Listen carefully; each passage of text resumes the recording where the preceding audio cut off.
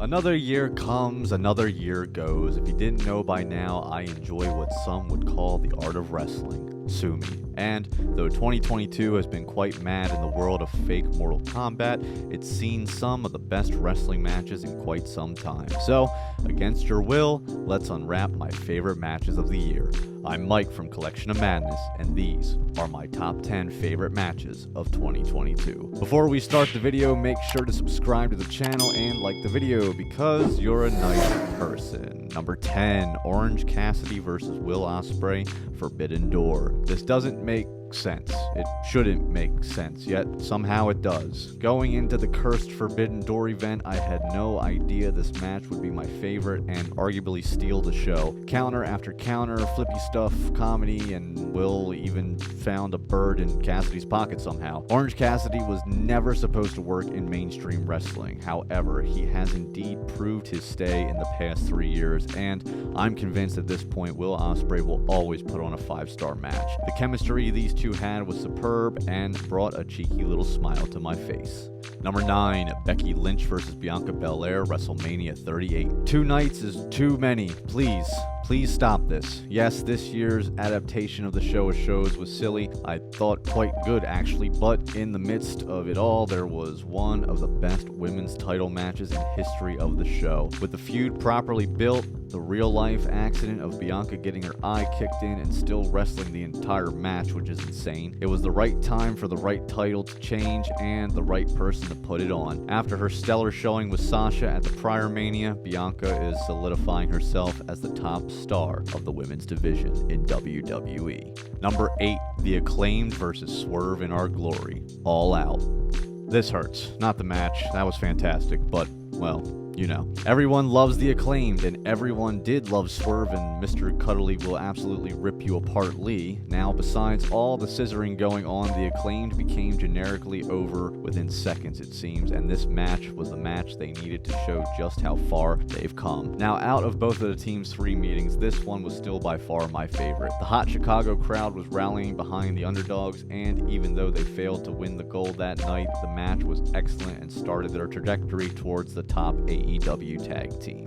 Number 7, The Elite versus Death Triangle, Full Gear. Well, sometimes things happen, and out of those things comes stuff, and out of that stuff comes gold. You might be thinking, did Mike just have a stroke? And no, I just hate mentioning anything about Brawl Out because it really makes me sad. However, this return match of the Elite was supposed to be simple. They make their triumphant return, squash the Triangle of Death, and proceed to be the Trios champs as planned. Oh, wait, what? They lose? Yes, in one of the biggest swerves of the year, Tony Khan decided to keep the belts on the current champs, not giving them back to his beloved EVPs. My goodness, this match was non-stop high-flying and had an evil twist to the end, but out of that was also born the best of 7 series, which hasn't wrapped up yet, but also hasn't disappointed, and I love me a series of matches. No one knew where this would take the Elite after that loss, but arguably it has made them even more must-see TV.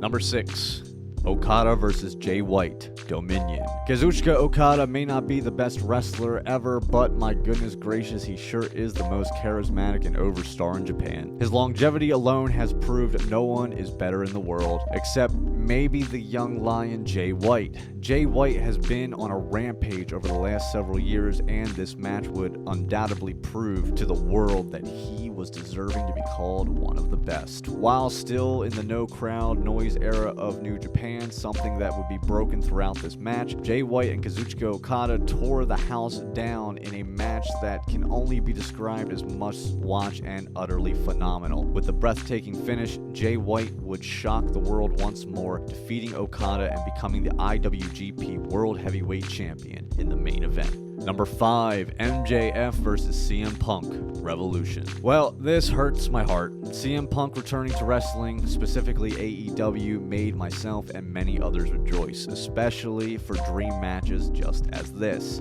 And unfortunately, it looks like we'll only get one CM Punk versus MJF match on an AEW pay-per-view, which again makes Mike sad. Now, I don't normally enjoy dog collar matches, just being honest here, but these two can tell a dang story story, and my gosh, did they tell a literal bloody story. Sure, at times it was tough to watch, yes, but it made every hit feel that much more real, with hate-filled strikes fueled behind each blow. In my opinion, Punk's last great PPV performance in AEW will be this match, and boy howdy, did it not disappoint. Number 4, Gunther versus Sheamus, Clash at the Castle. Two giant men doing a wrestle. Old school, hard-hitting bouts. Look, at the end of the day, are the talented high-flying moves neat? Yes, but there's something about getting back to the basics. This is the type of match that makes you think, could this possibly be real? Because that man just chopped the out of that man, and I think may have caved his chest in. In a typical Gunther match, you knew chests were going to be red. This could be debated as the match that lit a fire under the palest man in sports entertainment and made you believe for one split second he was going to capture the title that had escaped him his entire career. With the WWE returning to the UK for quite some time, hearing the roaring crowd over the Clash of the Titans was nothing short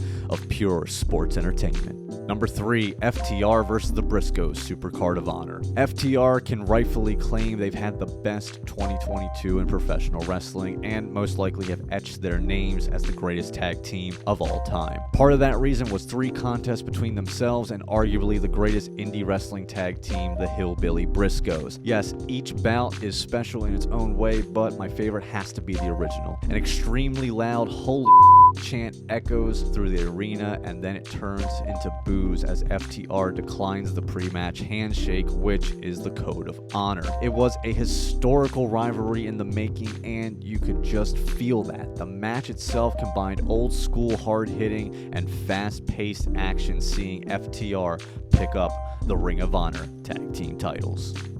Number 2, Okada versus Will Ospreay, Wrestle Kingdom 16 Night 2. As mentioned earlier, Will Ospreay had an amazing 2022, multiple 5-star matches in New Japan, making his AEW debut and setting up epic stories for the next chapter. However, the first week of 2022 found the high-flying Brit land himself an IWGP heavyweight title shot against the man, Kazuchika Okada. Each competitor pulled everything out of their arsenal for this main event. Okada hit a shotgun dropkick on the apron to the knee of Ospreay, sending him crashing face first to the floor. Okada went for his flying crossbody over the guardrail, but Ospreay super kicked Okada's knee as he flew over it, crashing right to the floor. Ospreay climbed a lightning rig to dive onto Okada and hit a moonsault off the rig to the floor, which was absolutely insane. But at the end of the day, Okada nailed his signature brutal Rainmaker to retain the title in an amazing main event at Wrestle Kingdom.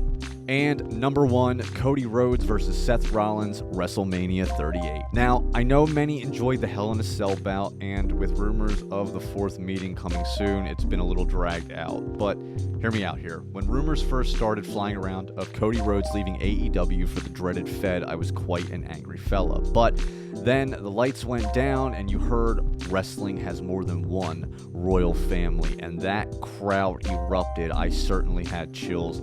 Everything, and I mean everything, was perfect about that return entrance, from perfect scores of the song matching him coming out of the Cody Vader to the full ridiculous Homelander outfit to what I believe is an underrated ring announcement by Mike Romero. Just sent chills down my spine. The match itself was excellent and has shown how Cody Rhodes was always a main event player. Plus, following him from his WWE release to basically taking over the indies and starting my favorite wrestling promotion in AEW had made this journey back so much more emotional. And that's our list. Don't forget to check out more great content on the channel and let us know in the comments below what your favorite matches of the year were. Merry Christmas, I think.